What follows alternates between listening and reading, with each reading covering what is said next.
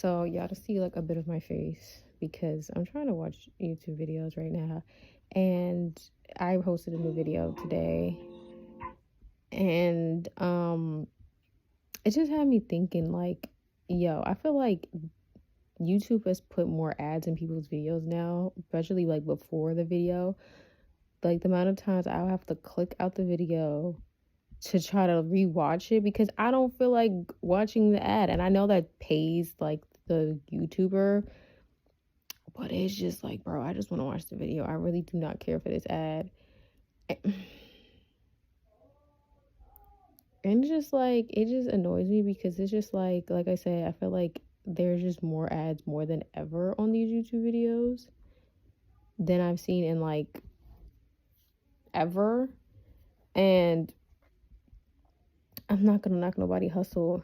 Get your bag where you can get in. If these ads are paying you to get the bank, then it's your world. But it's just like, dang, I just want to watch these videos and I'm getting bombarded with ads. And then like they be like 15 minutes, 15-second plus, and I can't even skip them.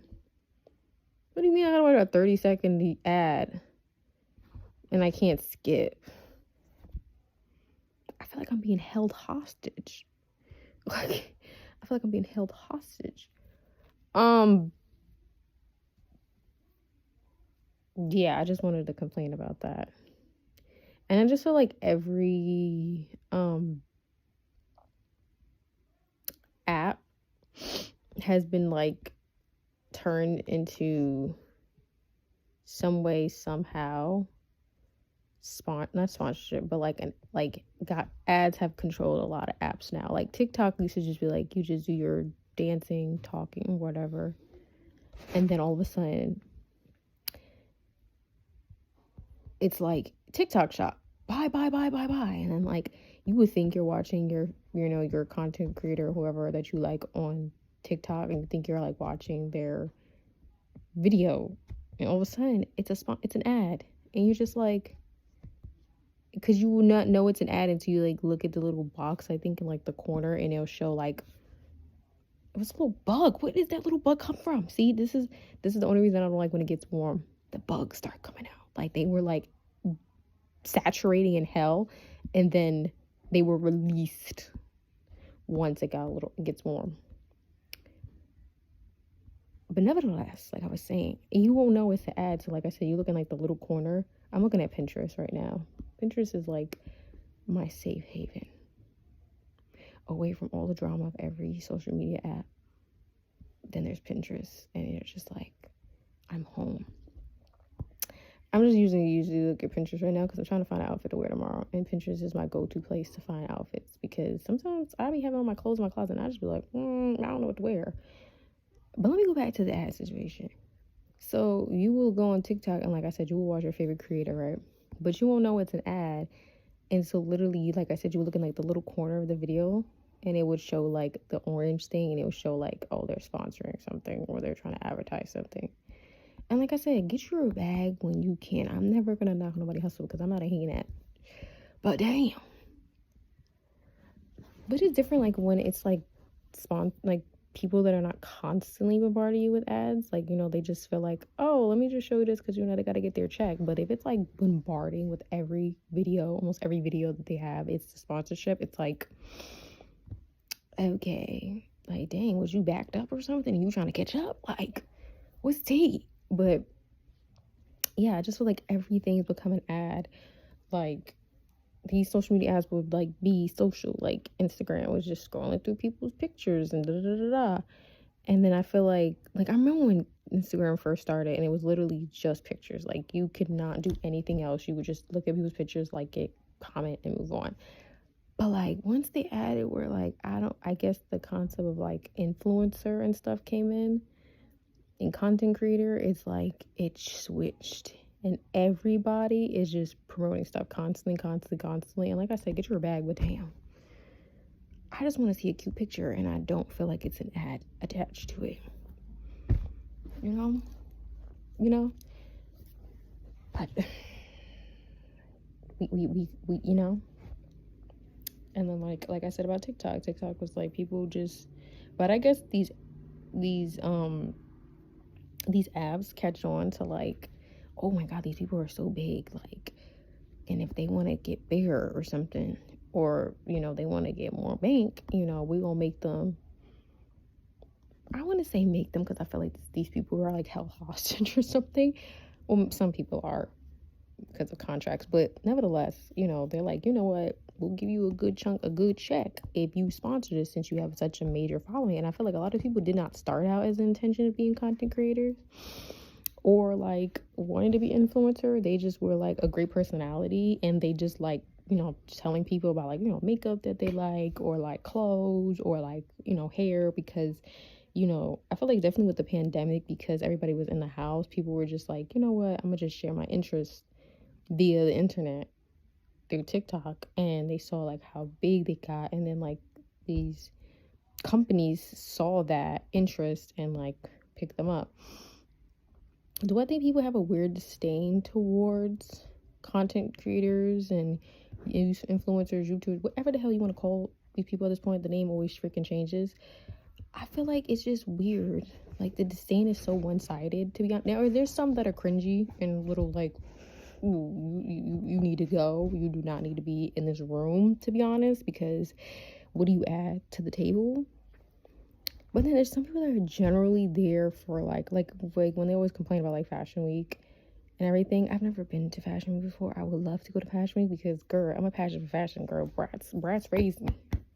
Brats raised me. I would love to go to, especially haute couture. Haute couture is my favorite. Like, I'll be watching haute couture's like fashion shows sometimes, time by time on like YouTube, and I was like, oh, I would love to go and just like meet the designer and like ask him or her, what was your inspiration to create that? Because some of it be just eating, but I think it's because I'm an art historian as well. So like, not his art historian. Ooh, I gave myself a wait, am I manifesting right now? But I am an art history like major, so like fashion history also you can like learn. So I love to see like that type of art being done, in fashion designing is a type of art. So that's why. But like, I do agree with some people's stances of like, oh, some of these people are just here just to like be here and not really caring about the moment. And I can't agree with that, because there'll be other influencers and content creators that will, so it feels like sometimes in my eye they will say that. But it's like weird when it's like people that are not, and I feel like it's like classism just a little bit. Like, I'm up here and you're down here, like, why are you like breathing my air? It's very giving me like bourgeoisie, like just a little bit. It's different when it's other content creators and influencers saying it, because like they're in the same like realm of work, even though some people get paid differently. But like when it's people that are not that, and it's just people that have always been to Fashion Week because like they've always had money, I just feel like it's a little weird. Like people that are like musicians and like actors and stuff that are like not in the content creating space, like they would just be mad weird. But I'm like, but you low-key do ads too, Bookie. You low-key do sponsorship too, Bookie. So you just that's not your main form of income. It's obviously your acting or your music, but like you do sponsorships and stuff too, Bookie. Because sometimes them checks do not be given on them acting and singing jobs. And that's why you was protesting last year. And you still didn't even come out with a good contract. I'm speaking about the actors. The writers, they got their good contract. With actors, you should have read a little. You should have striked a little longer. You should have striked a little longer. Put the guns down. Put the guns down.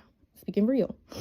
But I saw a YouTuber that did say something similar about that, like how these people can't protest or like Palestine or like stand up for like anything that is going on right now, not even just Palestine, Congo, and other places, but they wanted all of us to sit here and be for them last year when they were striking as actors. When I saw that person say that, because people were protesting Palestine by like where the Oscars were like happening, and I was like, they were telling us like don't watch certain movies and don't promote certain things, and be here for us as actors, and we were all there for you last year. Well, not we all of us, but like majority of people that aren't even in acting, field was like being there for y'all to, have justice for y'all. And then y'all can't even speak up to people dying in genocide.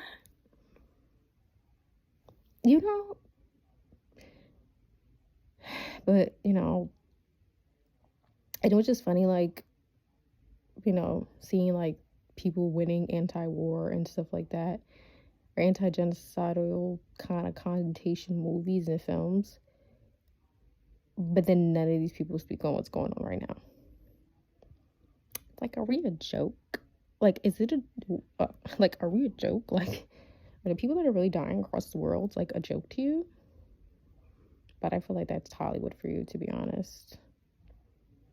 Like, that's Hollywood for you. Like, you're literally nominating a movie about genocide and then you can never speak on what's going on in a genocide. It's just like comical at this point, but I'm not surprised by Hollywood, because the same thing of the people that won for the Ukraine film, what was it, documentary? Like, if somebody does that about Palestine and they win, I'll just be like, which I highly doubt they would even nominate, to be honest. Like, I remember somebody brought that up, but like in my head, I don't even think they would even nominate the film because they're so in denial about it, unless, because America love to be like, let's do a switch up, let's do a reverse history. So maybe, but we'll have to see what the future holds. Yeah, I just wanted to rant about all that stuff. But yes, how did I get about genocide talking about ads? But you know what? All of it's connected. So in the great circle of life, it is all connected. Because at the end of the day, it's all about money. Like, it's really, that's what it is. It really is that. It really is that. And I just wanted to rant about that without really showing my face, because I just not in the mood to show my face right now. Even though I look good, like the face is beat, honey. But I'm not in the mood to show my face. Like, and then tomorrow I can apply for summer classes, but I have a bill on my school thing, so I cannot apply for summer classes because I have a bill on my school thing. I can never win. If these jobs don't hurry up and hit me up so I can get jobs like pay this bill so I can apply for my classes, like, y'all hold me back from doing my career. But that's what I want to talk about. So, and Lily Gladstone should have won an Oscar for Best Actress. Love Emma Stone, but T. I don't care what anybody say. I did not see Good Little what is the movie called? I do not know I forgot. Is it Good Things? I don't remember Emma Stone's movie. See, like, I don't even remember the movie. Do I believe she ate? Yes, because she's a phenomenal actress. But like, Lily Gladstone was really the it girl of Best Actress all award season. And she ain't win the big one. Oscars count your days. Yes, you gave it to Divine, and I'm happy for her because deserving. But I should know y'all was being weird because y'all didn't invite Halle Berry for the Best Actress like panel that y'all did. Everybody there was white except one person. Yeah, I see y'all spirit. I see y'all spirit. I see y'all spirit. I see y'all spirit. I already knew y'all was weird, but like, it just confirmed. I just talked about a whole bunch of topics in under 15 minutes. Like, literally, my mind be all over the place. But I'm done. I'm done rambling and ranting. I just wanted to get all that off my chest. So, hello, my beautiful people. I'm going to do my makeup while I talk about the books I've read so far this year, because I'm really doing good. I'm on track. My Goodreads says I'm on track with my books. I just like bit the crap out of my nails and tend to be nervous, but it's okay because I got press-ons that I'm gonna put on today. So let me talk about the books that I read so far this year. Do not mind that I have hair under my arms. Okay, I haven't shaved. I was supposed to a couple days ago, but I forgot the shaver. So yeah. So the first book I'm gonna talk about that I read this year was A Russian Mutt, Jacopo's Story of Redemption spinoff. So it's like a mob type book. Yeah. I think the female lead in this book is black. I think she is. But yeah. I love a good mob style book, you know. No mob aesthetic over here, but I do like it, you know. But the book was actually pretty good. I liked it. So basically, like, he's a illegitimate child. Like, his mom was like, come find out, his mom was in a mob, but she was in a separate like mob like family. But she married, like, I think the guy was like regular, like he wasn't a mobster, or he was, but he was like, he wasn't really the best at it. I don't really remember. It's been so long since I read this book, so I can't give you like the whole remembrance, because I really don't remember, y'all. I have very bad memory of remembering books. But I generally like this book. How much stars did I give this book? I gave it 3 stars. 3 stars doesn't mean the book was bad. It's just like, I wish you could do half star on Goodreads. Like, Goodreads needs to be able to give you like, to do half star, like how you could do half star on like Letterbox. Is that what it's called? Letterbox. I have a Letterbox account, but I don't really remember like rating movies, because I watch the same movies all the time. Like, I'm not a movie like connoisseur like that. Even though I'm a film minor, but you know, I'm just like. But let me go back to my book. Yeah, so I like the book. I believe the female lead is black, and like, he fell in love with her as a child because she was a child too, just FYI. They were both kids. Like, she got into, I think, like a really bad, like, she was like a victim of like a really bad fire as a child, and I think it was a fire or like a shooting, one or the other. And she got like badly injured, and I think like his dad or somebody that was like in his family like helped her to recover, and like he just saw her for the first time and like basically fell in love with her. Like, they were both kids. He was like a little bit older than her, but not like extremely old. Like, she was like 4, he was like 7, and he just knew from like that moment he was like gonna do everything in his power to protect her. So like, he joined the mob family that his mom was a part of. There is some child abuse and domestic violence, trigger warning for that in this book, but usually those type of things usually do be happening in these mob books. But it's not romanticized or anything of that nature, but it's just basically, yeah, that happens in the book.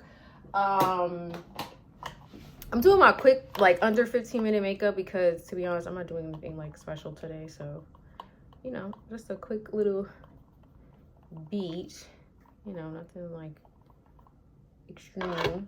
But anyway, back to the book. So yeah, he ends up like getting her because his uncle, I think it is, from his dad's side, like kidnapped her, and he was like beyond pissed because like the nerve of you know that he kind of knew that was like his weak point, because like basically his uncle is just really not the best. He's like, the dad ended up, I think it was grandfather or somebody. See, I'm telling you, I'm like all over the place about this book description. But yeah, I don't want to give y'all too much about the book because I want y'all to like read it on your own. But yeah, his uncle hates his own nephew, because his nephew is like a better like leader and fighter than he is. He just gets everything handed to him basically because he's like the leader's son. But he knows that his own father favors his grandson more than him, so that's why he hates him. And it's like, maybe if you become a better leader, like your father would actually like have respect for you. But yeah, nevertheless, yeah. So the girl, her dad is also in the mob as well. I think she's black. Like, I'm not 100% sure, but I believe she's black. And she has like a lot of brothers, and like her brothers are always like trying to like protect her and like shield her away from this lifestyle. But like when I think his name Gepeco, I can't say his name right. He basically like promised like the dad and like the brothers, like, I'll protect your sister and your daughter because she's like the love of my life, you know? There is some spice in it.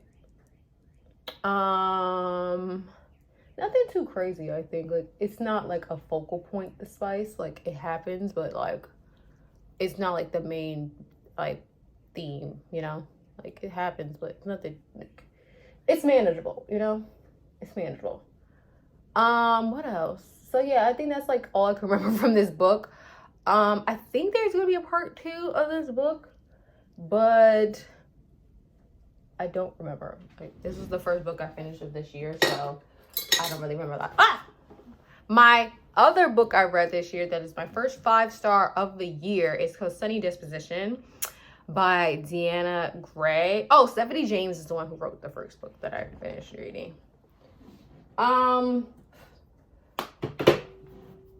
Let's get into Sunny Disposition. I loved the out of that book.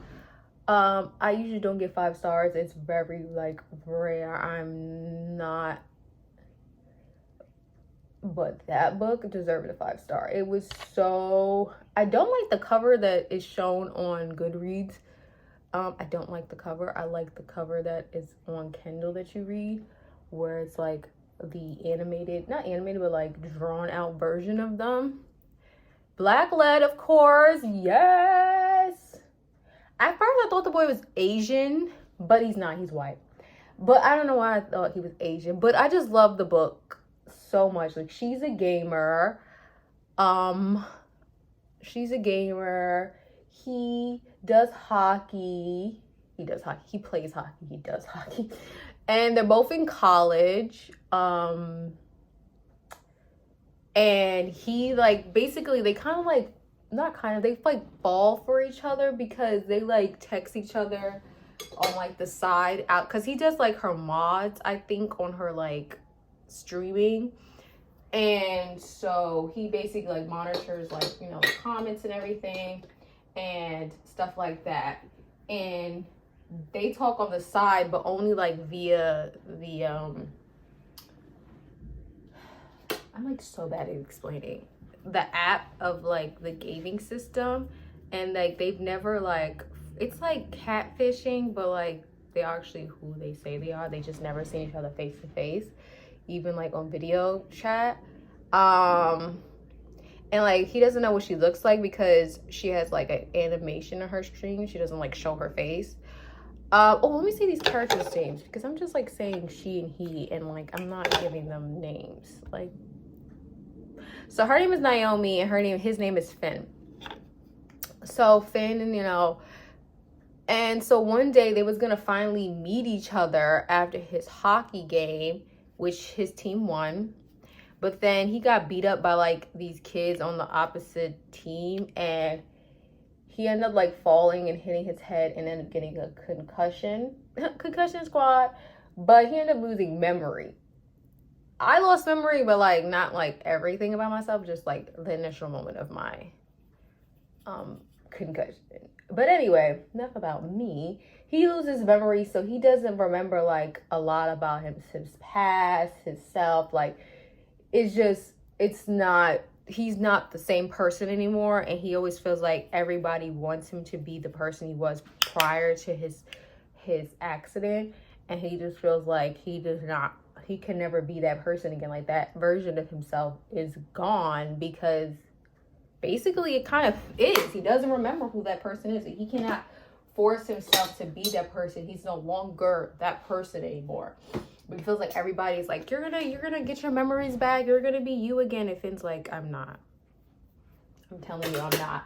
So basically, what helps him to cope with what happens to him is basically talking to Naomi, because he sees that they talked in, like, these messages, and he sees, like, oh my God, we basically had like a relationship, and we were supposed to meet the night that I had gotten into my accident, yada yada yada. And, like, he did keep his distance after he noticed that, like, who she was, and, like, he apologized and basically told her, like, he had an accident. I don't think he told her that he lost his memory. I'm not 100% sure, but basically, like, he was very MIA for a while, but she didn't take too fault for it because she knew that he was going through a lot. So she wasn't too upset at him over it. But then the plot thickens. He moves into a house not too far from their college campus, and Naomi ends up moving in there too because her best friend's parents owned it. They had like good amount of money. So come to find out, boom, that's how they meet in real life. But the gag is they don't know that they're actually meeting each other in real life because they don't know each other's face. But he figures out that that's Naomi because of the simple fact that he remembers her voice from listening to her streaming. So he knows that's Naomi. She doesn't know that he's who he is. But they don't know each other's real name because they only go by like their names on the streaming service. So he obviously figures out, oh, her real name is Naomi because they meet each other finally in person. And like he keeps the secret from her for so long that he's who he is and everything. And they basically like rekindle their relationship. And he learns that like she is basically like his anchor to get through his new way of life after his traumatizing, experience. So yeah, it's a really good book. I think there's another book in the series with another character in the book. This Arthur has another one. I did not read that one yet, but I will. And I know she has a lesbian or civic sorry book as well. So I'm going to read all those as well, but I have not gotten to it because, child, I got so many books that I'm like trying to read at one time. This book that I read is The Wrong Bride by Katharina. Who? Katharina Marie?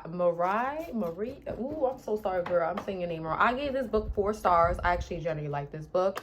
So the characters' names are Raven and Aries. I know Aries. Hold on, let me keep fanning my face. So basically, this is an arranged marriage. No, this plot twist of this book is freaking bananas. I'm not gonna tell y'all because I want y'all to read this book. There is some spice in it. I think there's spice in the Sunny Disposition, but like I think it's very brief. Like it's very brief. I don't remember. Was there spice in it? Or am I like adding that there's spice in it? I don't really remember. I think there was. Oh my god. Oh, side characters in the Sunny Disposition is so cute. Like his friends are like so sweet and nice and yeah. But let me get back into The Wrong Bride. The Wrong Bride is a arranged marriage. I'll eat up an arranged marriage book. I will eat that up like breakfast, lunch, and dinner because they always end up falling in love. Like either one person already liked one of the characters already, so they're like mad hype that they're getting married, but the other person doesn't like them. Not that they hate them, but they're more so like, I just don't see that with you. But eventually they do. But in this one, it's literally that. So Raven's been in love with Aries for like eons because of a one night stand that they have with each other. But he ends up going out with her sister. So for years, her younger sister, for years, she's basically been hiding her crush. I think like his sister and her best friend know about her crush for him. And they're like, girl, like, oh my God, what are you gonna do? Because Aries and like your sister, I forgot the sister's name. I don't like that bitch, so I don't really care about her name. You will find out why I don't like her. And it was funny because I was feeling bad for her. And this bitch played in my face. And I felt bad for her. I was feeling bad for her. I don't know. Should I put all this back? Should I put this back and just leave these ones? Yeah, I might do that. So I was feeling bad for her. But you will see why I'm taking back why I do not feel bad for her. Read it. You will. Ooh, I want to tell y'all so bad, but I want y'all to read it y'all still. So yeah, so the sister is basically like, I'm gonna focus on my acting career, and I feel like if we get married, because the one who arranges the marriages is the grandmother, because she basically like owns all the she's basically like the head honcho of the entire family's like businesses. So each sibling, majority of boys except like one sister, they all own like individual businesses of it. I think Aries is the oldest brother of all of them. I don't forget how many siblings there is. I think there's like 5, 6. I don't really remember. Child. So like the grandmother to like keep, you know, connections, da da da. You know how rich people are. So, you know, she's like, you need to marry prestigious people. But Aries is like, I'm in love with, oh, this his name is Hannah. He's like, I'm in love with Hannah. Like, I want to marry her. But originally, he was supposed to marry Raven because that was what his parents wanted. His parents died. I forgot how they died. I think it was like an accident or something.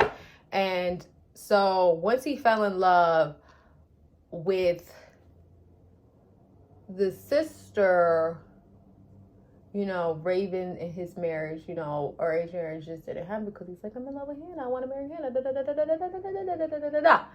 All based on a lie, but you know. Nevertheless, so grandma was like, okay, whatever. But then Hannah's like, I don't want to get married anymore because I want to focus on my career. And I feel like, because like the grandmother's like stipulations is like you have to stay in close quarters. Da, da, da, da. Like it's these crazy like stipulations that she has for them to do. So like Hannah's like, I'm not going to really be able to like focus on my acting career if I have to be like following these like rules for the next 3 years because that's the only way that the boys will be able to get their full inheritance is they follow like these marriage protocols. So like I said, Hannah's like, I can't do that. If I'm acting, like I can't, you know, people are gonna forget about me. I'm gonna be out the spotlight if I do that. Da da da. So, you know. So the grandmother's like, look, the wedding is already like happening, like it's, you know, everything is already planned. Oh, Raven's a fashion designer. I forgot to play that. So she was the one that made the wedding dress, like all that. So the grandma was like, you know what, you're gonna marry Raven, the original bride. And so Raven is like happy but yet like sad because she feels like she's taking like her sister's love of her life away from her. And like she feels like, you know, this is not gonna really be like the marriage that she thought it would be because at the end of the day he's in love with her sister and not her. And you know, that sucks because like you love him but he don't love you. And so they end up getting married, and you will have to read it yourself to figure out what else happened in the book. Y'all just kind of see my underarm hairs, you know, it's natural. It's natural. Y'all just gonna have to see it today. So that's that book. So I know there's more books in the series, which I've read the second book, and I will talk about that. I'm talking about the books in the order that I read them. So I will talk about the second book in the series. I think it follows along to like each sibling in their arranged marriages as the years go on. So yeah. So the next book I read was Gentling the Beast.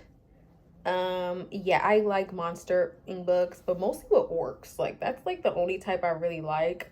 When y'all be getting weird, you know, let me get into that because I feel like I'm gonna have to take some of y'all book writing. Like you know how people be like, I'm gonna take y'all iPads and y'all and y'all iPads and y'all Apple Pens away from y'all because y'all drawings is getting out of hand.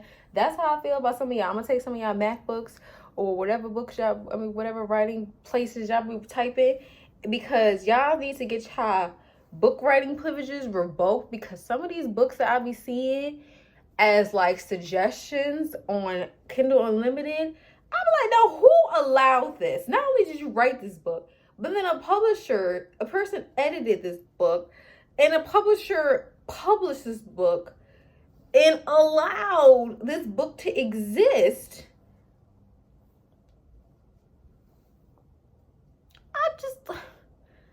I'm just appalled. Nah, y'all. Like some of these books that I be seeing, especially these monster books, I just feel like there has to be lines that have to draw. Like, what do you mean you're effing a spider?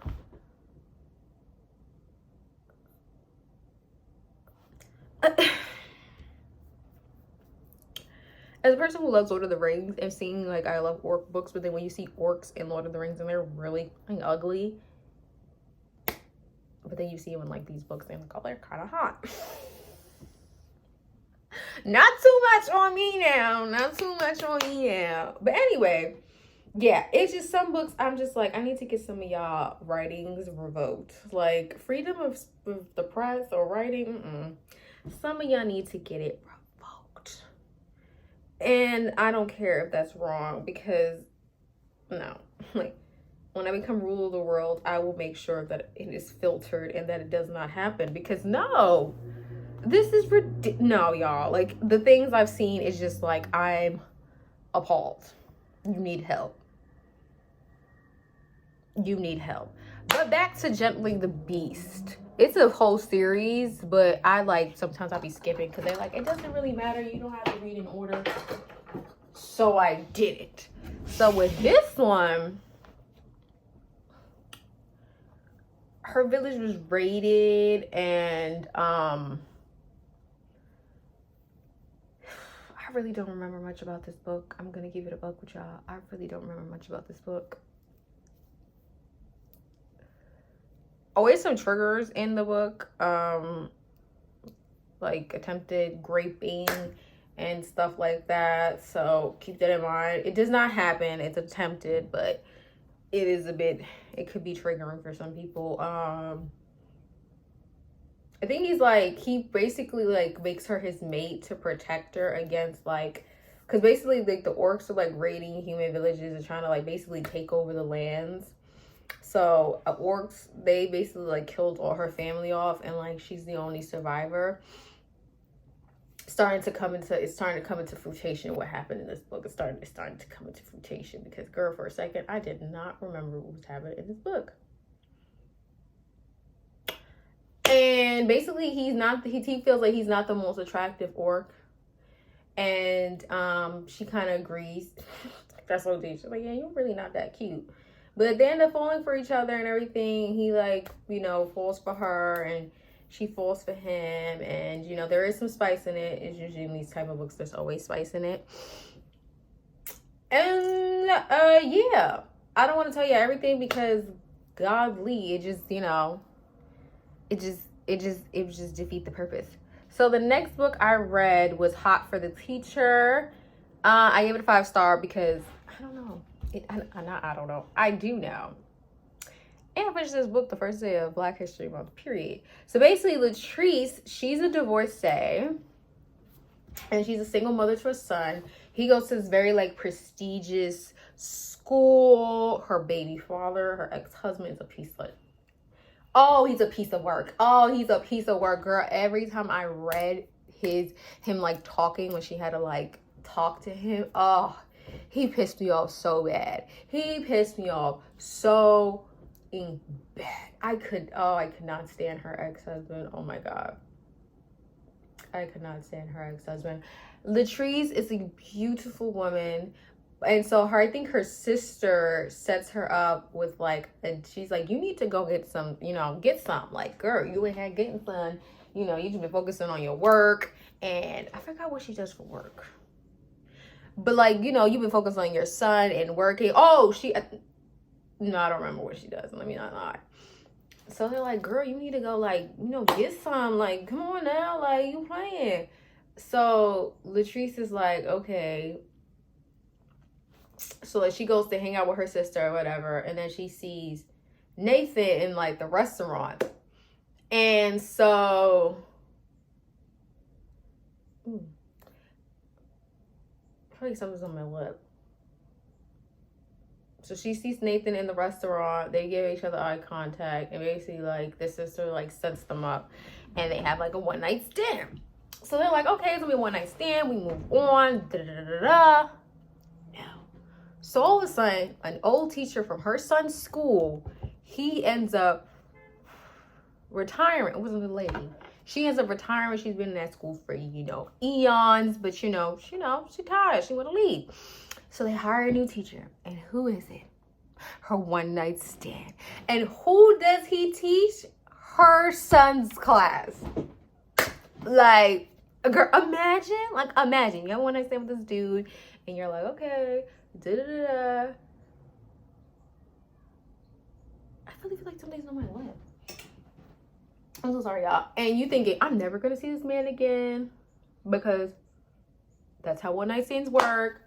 And then he comes pulling up to the assembly, and, like, he's the new teacher. But not only is he the new teacher, but he's for your own son's class.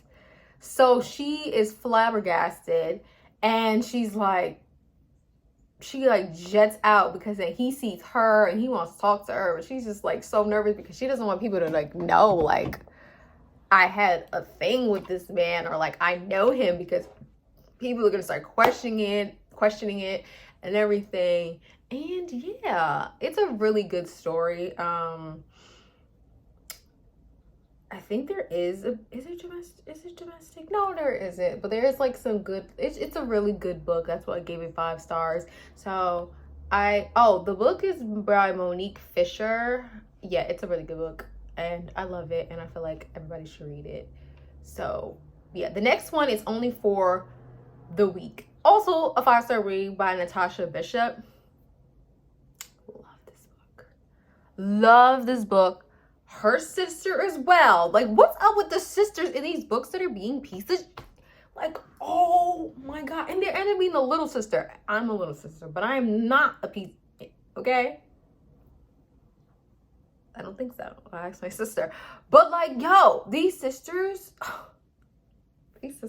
like, bruh, and I'd be one of these girls to like beat their sister's ass, but they be like so family strong. Like, no, I don't want to like go crazy on her because like I don't want to lose my sister.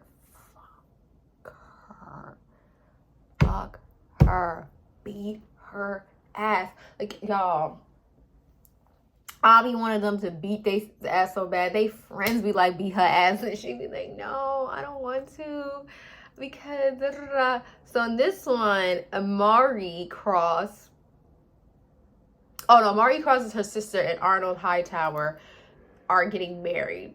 And then Janelle Cross, which is the sister, the main character, she's the maid of honor. Arnold is her ex-boyfriend, but like it was such a brief relationship. She didn't even like him like that, and that's why they ended up breaking up, because she just didn't feel for him, because she just didn't like him. So the sister ended up dating him. And so for her mom, and then her mom too. Her mom and her sister is so weird because they swear that Janelle wants her ex. And she's like, I do not want that man. Like, I do not care that you are marrying him. Like, they will not want her to be like in the same vicinity of him, do anything with him alone. And so like the sister's insecurities and like jealousy are so prominent. And that is like one of the main issues with her in the book. But also she's like very much a control freak as well. And it's just like, yo, like she's so demanding, and she will make her sisters do things so last minute for her wedding. So they go to Tulum.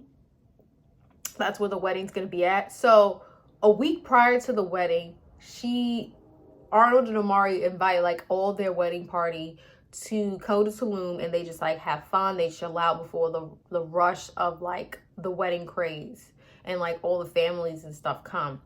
So they don't say the guy's name. Oh, Rome. So Rome is the best man. And so Janelle, like, she met him before at like prior events, but they never really talked. So she didn't think Rome liked her. Trying to find out Rome does like her. Like her. And they do a thing where they're gonna sleep with each other only for that 1 week. That's why it's called Only for the Week, because for that week they're just gonna sleep together and unwind, and just, so there is spice in the book, FYI, and that's the plan. But obviously, those things never work out. But yeah, you got to see the book, because the sister pissed me off. Like, I have been up at points late at night when I used to read this book, and I used to be like, Rome is such a sweet man. When I say,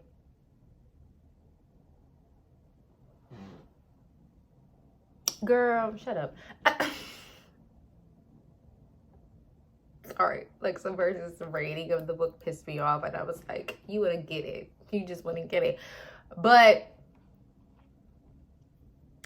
girl, like, the Rome is such a sweet, intensive man. Like, one of my top favorite male leads that I've ever read in a romance book. It's very rare that I've ever, like, I wouldn't hate the male leads, but they just wouldn't like stick out to me. I'm like, oh, he's sweet, he's cool, whatever. But like, it's been rare occasions where I love the male lead, and Rome is one of them. Like, he would do things for Janelle that she wouldn't think that he would remember, and he does, and he does it, and he doesn't do it because he wants something in return. He just does it because he feels like he knows that she's going through so much with her sister that he just wants to take the load off for her and just give her, you know, a stress-free time that like nobody else is giving her. So I highly recommend that book. Read it. So the next book I read finally, because I've like started it and then I stopped reading it, and then now I finally went back to it and I finally finished it. So it's this Arthur's first YA book. It's called Highly Suspicious and Unfairly Cute. So yeah, it's this art by Talia Hibbert. It's not my first book I've ever read. I read a book by her previously, which was Get a Life, Chloe Brown, which I gave that book 5 stars, and I loved that book. I recommend that book. It's so good. So I read this book finally. I finished it and completed it because I started it, like I said, and I never finished it. So the characters' names are Celine and Bradley. So Bradley has OCD. Celine is very much into conspiracy theories. Like, she's conspiracy theories obsessed.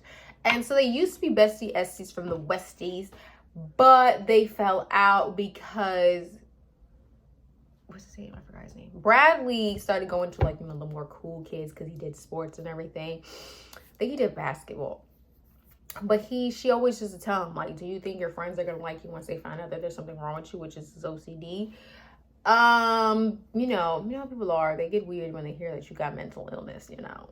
The popular kids. So she's like, you know, she was just so mad at him, so they became like enemies. But then they went into this program together to get like this scholarship to she wants to become a lawyer, I believe, and then he doesn't actually want to become a lawyer. He actually wants to become a writer, but the only reason he wants to do the lawyer stuff because his dad wants him to do it. And she wants to become a lawyer because she wants to prove something to her dad, because her dad left her mom, and her sister when she was really young. And she wants to prove to him, like, look how good I'm doing. We never really needed you. But like Bradley and everybody and stuff is like, don't do stuff because you want to prove something to him. Like, do it because you genuinely want to do it. Like, screw him, basically. I have this tickling in my throat right now, and it is like tickling like right here. But yeah, so they ends up becoming like friends, enemies, friends again, and then lovers. I know, it's like so many tropes in like one like book. But it's so cute, like seeing Bradley, like them fall for each other, and it's like such awkward like teenage love. And like each of them trying to deny it, like, no way I like her, no way I like him, like there's just no way, like we've known each other for years, like there's no way we like each other. And it's like, no, y'all do. And like everybody rooting for them, but like them just being so like, nah, there's no way we could like each other. But it's such a cute book of just like explaining, the teenage quims of like, I don't know if we could work out because we're going to be going to college. We're going to be so far away from each other. How could we date? And that's mostly Talia's like, not Talia. That's not her name. That's the Arthur's name. That is mostly Celine's like thought process. And like Bradley's like, so what? I just want to be with you. And she's like, and it's just so cute. It's just such a cute like book. And I highly recommend. So go read it. So next book I read was called The Courteur's Glory. It's a book 1 in the new Protectorate series by Abigail Kelly. I gave this book a 4 stars because I generally liked the book. So it was pretty good. So basically, Margaret Good is a healer, but she's slowly dying. Like, her magic is so powerful, it's slowly like eating her up. And it's a reason that her powers are so strong. You have to read the book to find out. I don't want to tell you. It's a big plot point. And so her house gets like her hero house blows up, and like she could have been killed, and because somebody wanted to kill her. But it was like when the reason you find out is like a whole big circle to basically get her and like the main character male lead together, which is Theodore. So he's an elf. So witches always been told to like stay away from elves because elves kill witches.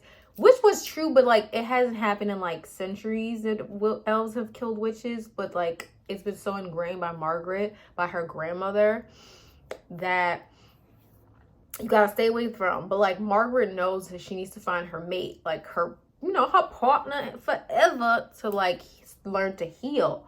So she went to San Francisco thinking that she's gonna find the one. And come to find out, Theodore is her mate. Theodore has like kind of like not telekinetic.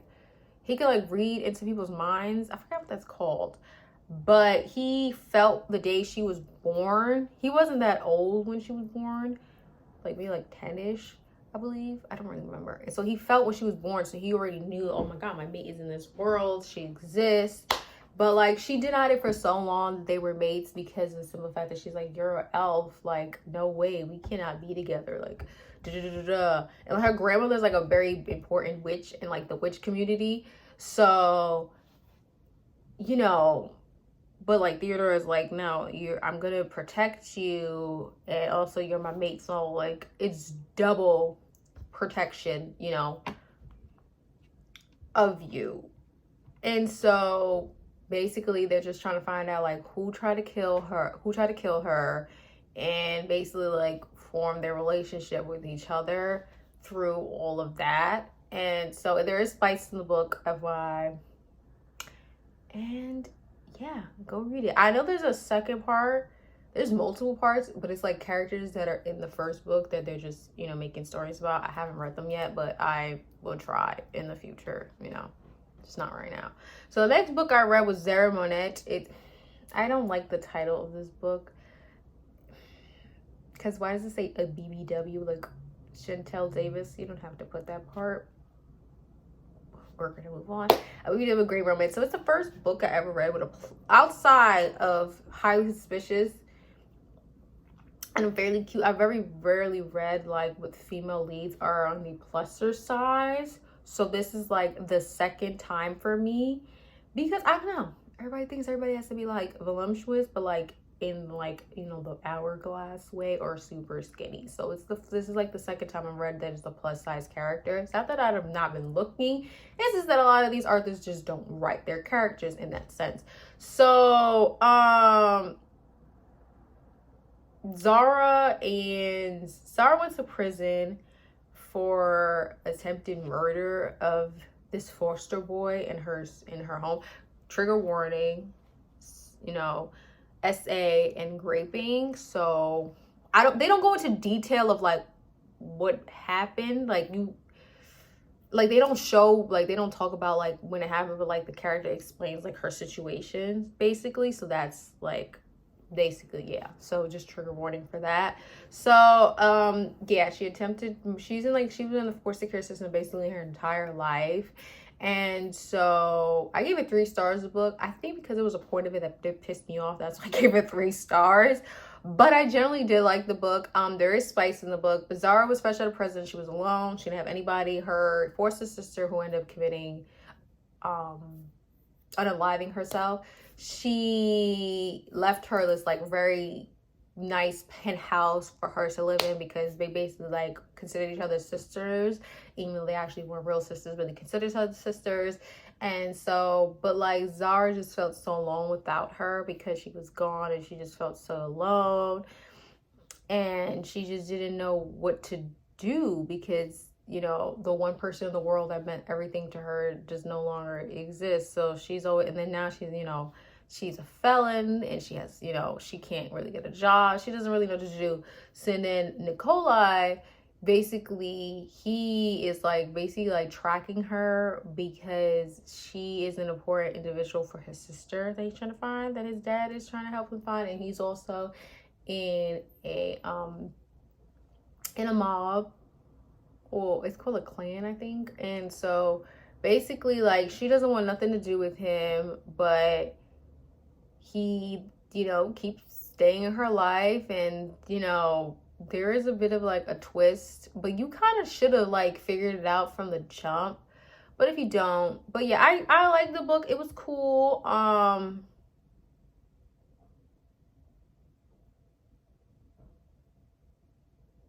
but it was cool. It was cool. It was cool. You know, I can't really, yeah. So the next book of my my orcness, which was funny because I read the beginning of this series, but like I forgot that there's more of a series. So I stopped reading the series for a bit, but now I'm back. Oh my god, this is about to be like an hour-long video. It's because I talk so much, but you know what? Who cares?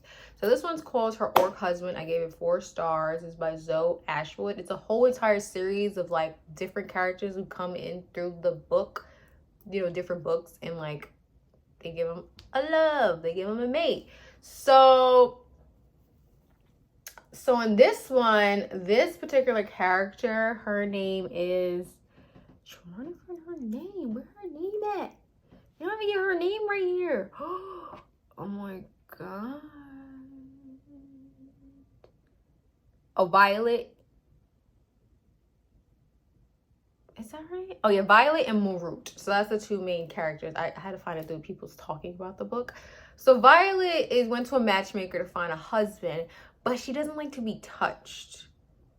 Like it revolts her, especially from men, because it's not that anything like really bad happened to her, but she's like, every time she always tries to proposition with a man to get married, they always think like she wants to sleep with them and want to be touchy-feely. So she just gets revolted by men touching her. So every time that this woman would try to match her with a husband, it never worked because all of them want to sleep with her, and she's like, or touch up on her, and she's like revolted by it.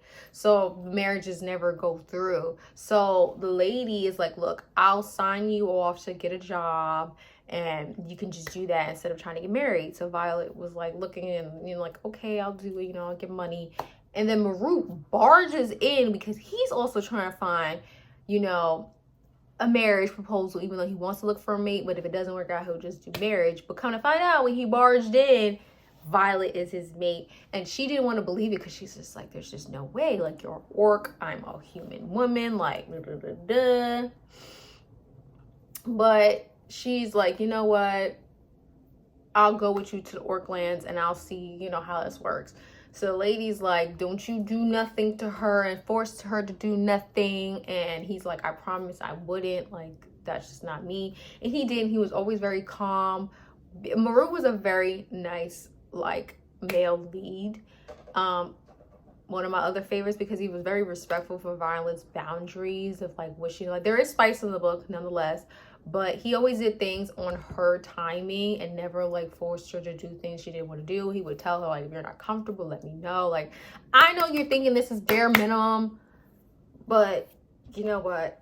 I ate it up. Very cute book. I liked it. Think you'll like it too. Read it. So the next one, the last one, because there is another book after this one, but it doesn't come out till damn near November. So I got a long way to go. So this one's called The Orc Gentleman. And this one, the lead is, oh, it's a bit of an age gap.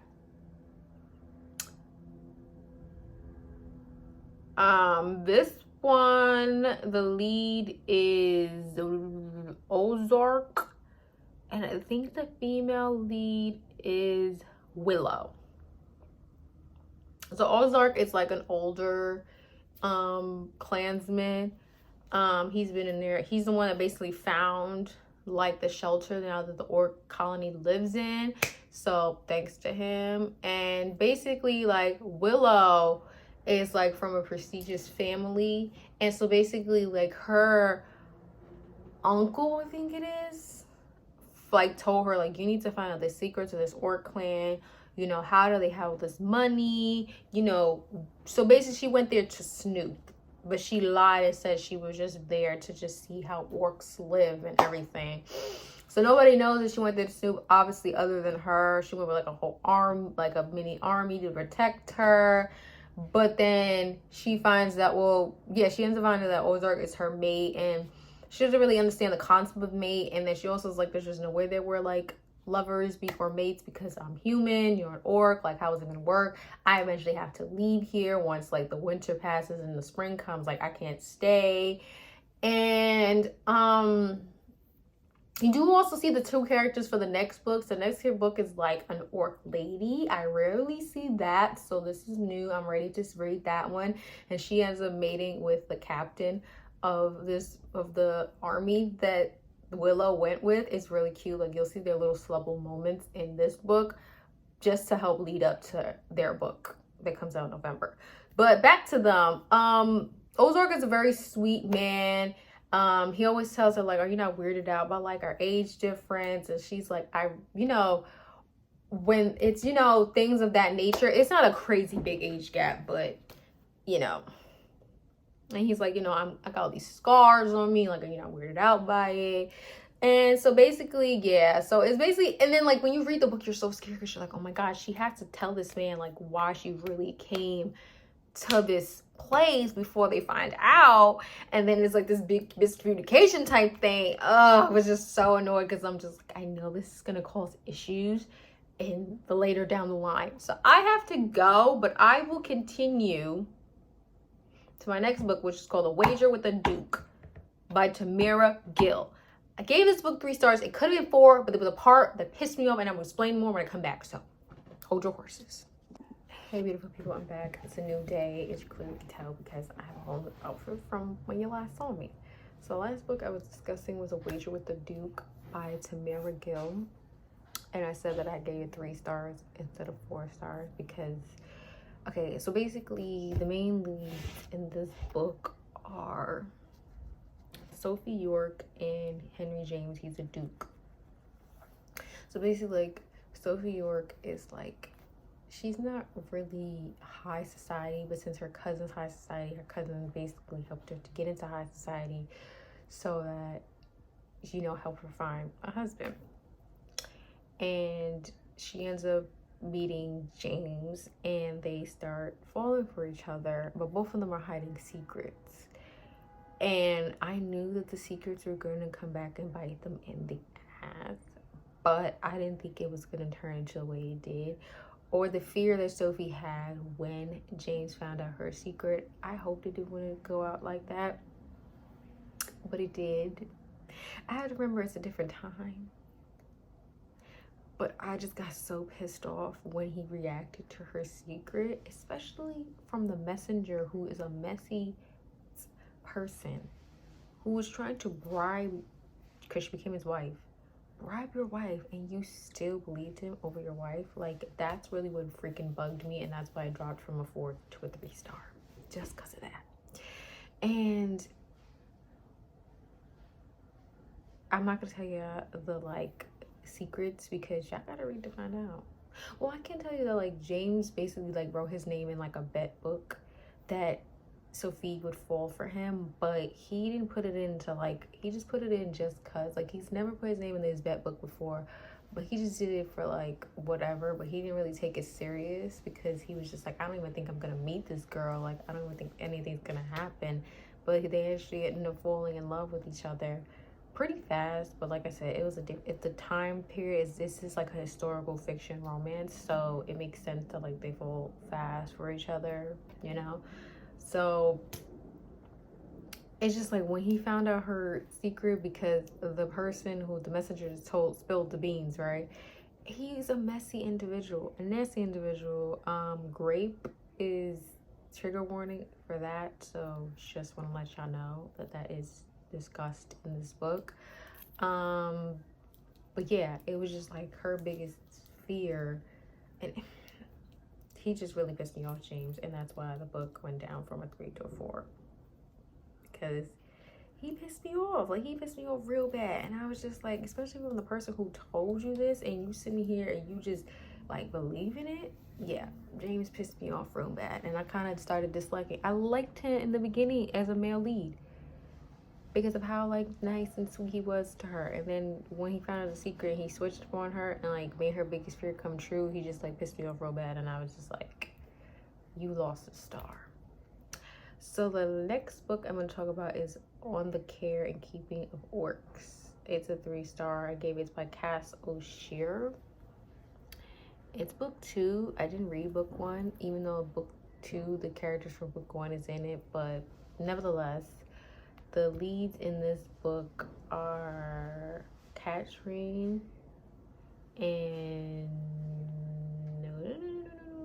what's his name? Oh, Torstein. I think that's how you say his name. So Torstein's the orc. Katrin's she's like, she can change, I forgot what this is called, but she could change it to a hare, like a type of rabbit, a white one. And there is spice in this book, FYI. Oh, there's spice in the other book too. All the books that I potentially read have spice. The only one that didn't have spice was Unfairly Cute. I don't even think I'm saying that title right, but all the other my books have spice in it. You know, it's not that I choose for them to have spice in it. They just end up having spice in it. Some of them I know that they'll have spice in it. Some of them I didn't expect to have spice in it. They end up having spice in it. So if you don't like spice, then none of my books of explaining are really going to be for you except like one of them.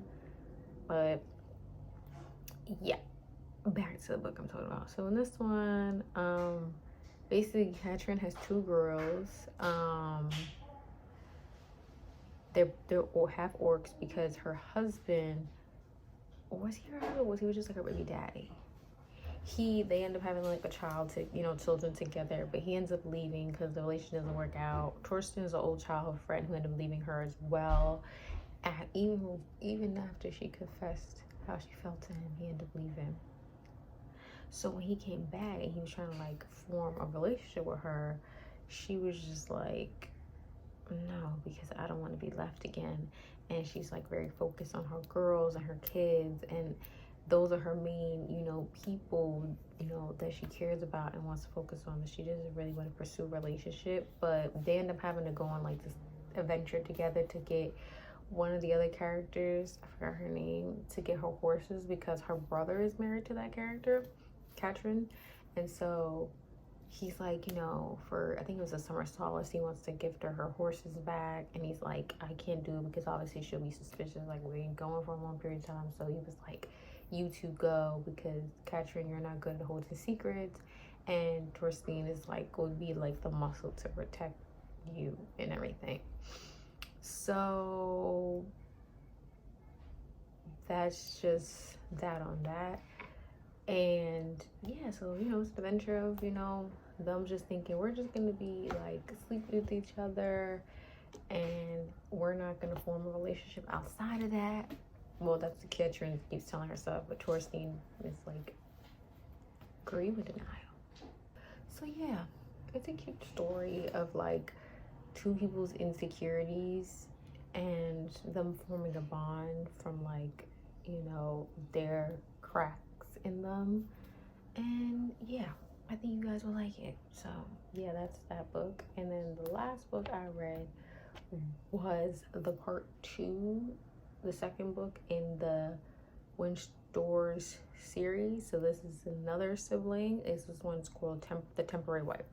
So you meet these characters in book 1. You meet every character from the series in book 1 because they're all siblings. From this book is about Luca Winster and his secretary Valentina. I remember her name. I don't even have to Valentina. So, I think I had to sneeze.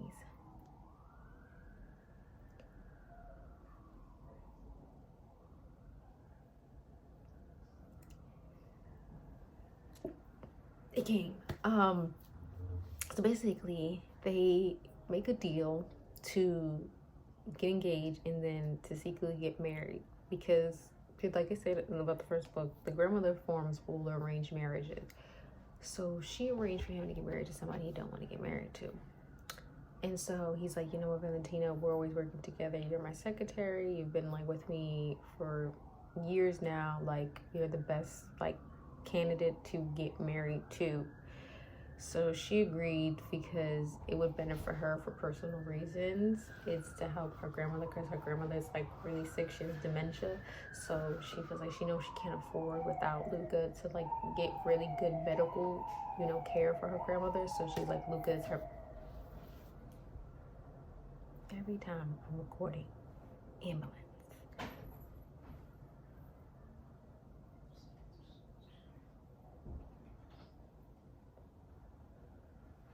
Hearing noises. So she knows Luca's her best bet to get her grandmother the proper care that she knows that she needs.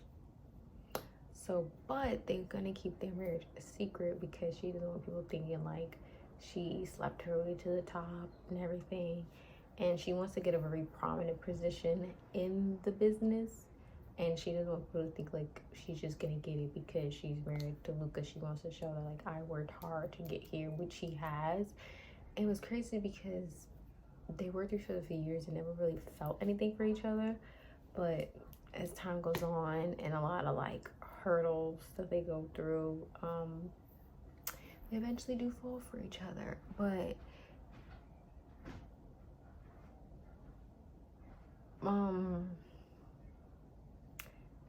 I'm really bad at explaining it, and like, do I find enthusiastic? I'm trying to be as enthusiastic as possible, you know.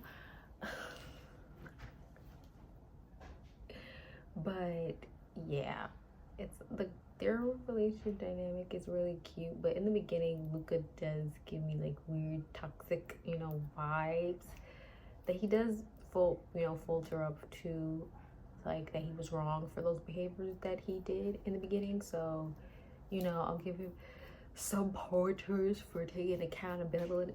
I could not say that word for 2.5 seconds. But, you know, Valentine has a lot of insecurities because her dad left her mom when she was young. And then her mom's always instilling in her head that, like, the same thing's going to happen to you. And so the mom didn't help, like, feeding into these insecurities. So she always thinking that, like, because of their tax records of her not coming from money, that her and Luca would never work. Especially because, like I said, her mom's influence on her is not helpful. So yeah,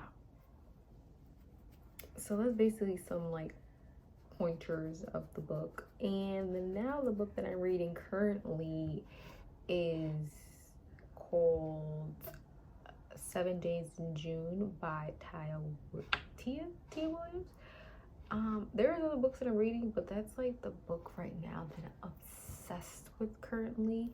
I am damn near almost done with it. It is such an excellent. I always kept hearing people talk about the book, like how much they love it, and it's on their TBR or they have read it, and it's like one of their top favorite books they've ever read. And I can 100% agree with this book. I haven't finished yet, but I'm almost done. But even though I'm not done, it is such a spectacular book. Like, y'all, I have cried, I have ranted. I don't know all these books, to be honest. Like, I'm very much like a very like active person when it comes to the books that I read.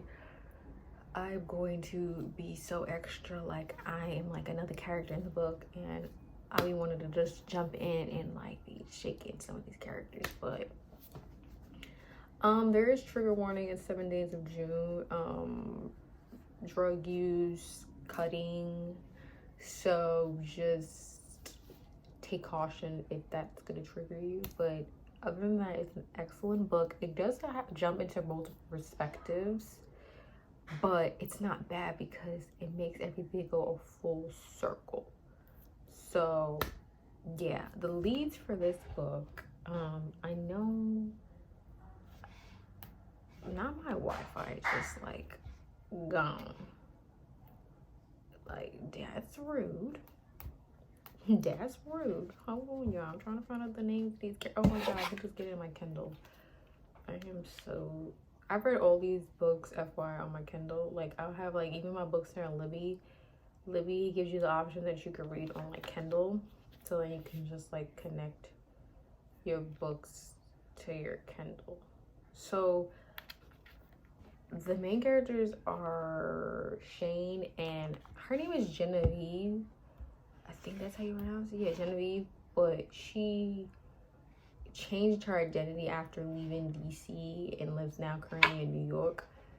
She changed her name to Ava. So, you know, basically like leave everything that she had in DC. She basically wants to like leave it behind and basically just, yeah, like she doesn't want to remember because it was such a like dark time for her in her life that she just really doesn't want any parts of remembering. So she's like, I'd rather just change my name. She changes the stories of her childhood to her daughter Audrey and tells her like all these things, like how her grandmother is such a like sweet lady who traveled the world together, and da da da, when her mom was really like a person who like slept around a lot, and like he like basically had men like supporting her. And then like as time went on, they didn't end up being some of the best men, and it put her daughter in danger. And so her daughter started to, you know, go down a path to basically do things to help her cope with what she's going through. And then she met Shane because she's like, you know, I want to make friends, and Shane didn't have any friends because of his home life. He was, you know, jumping from foster home to foster home, and he's, you know, has alcoholism and such a, you know, he got into it at such a young age. And so basically it takes you from like the past to the present, and how like I said, everything comes together, and that they only literally known each other as teenagers, their senior year of high school, for exactly 7 days they known each other. And so to like years go by and them reconnect, and for their bond to be so strong for 7 years, only known each other for 7 days, it's like you could tell like the impact that they had on each other. And the impact's so strong because now they're both writers, right? And they both literally were talking about each other through their writings in their books. So like a character would be that you know, each other in the books, and like they kind of like picked up on it, but like they was never like, I'm gonna ever see this person again. You know, it's been years, we're grown now, you know, Shane is now sober for 2 years, and like I said, Ava Genevieve, Ava aka Genevieve, you know, she got married, now she's divorcee, she has a daughter. So like they're both really in 2 separate spectrums of their lives. They're no longer the same, you know, kind of train wrecks they were as teens when they were only together for exactly 7 days. And it's a spectacular book. Every time I read it, I just get so engrossed and enamored in it, and I haven't felt like this for a book in like quite some time. Even with the books that I have read so far this year, this is like one of my top favorites. And then a friend of mine, when I told her about, you know, me reading the book, she's like, this is gonna be a series. And I'm like, wait, what?